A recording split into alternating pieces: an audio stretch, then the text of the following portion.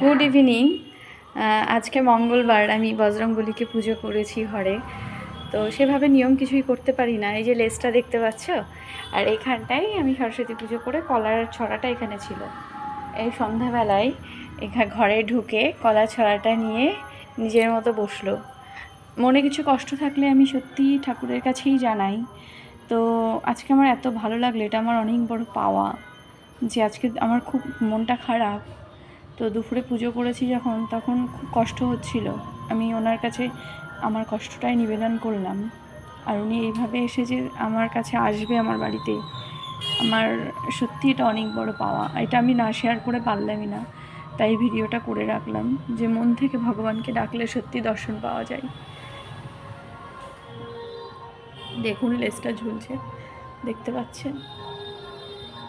আমি ভাবতেই পারিনি এভাবে ঘরের মধ্যে এসে নিজের হাতে নিয়ে চলে যাবে আর এখানটায় বসে খাচ্ছে।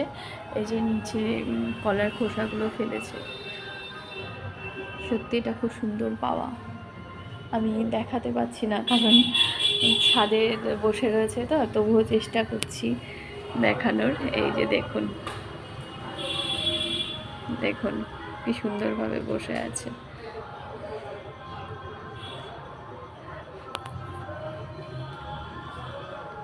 জয় বজরংবলী। আজ মঙ্গলবার সন্ধ্যায় আমি শুধু ভগবানকে বিশ্বাস করেই বেঁচে থাকবো, এগিয়ে যাব। কারোর কখনো ক্ষতি করব এই মানসিকতা আমার নেই। আমার হয়তো অন্যের জন্য ক্ষতি হয়েছে বা হবে, কিন্তু আমি কারোর কখনো ক্ষতি করব না।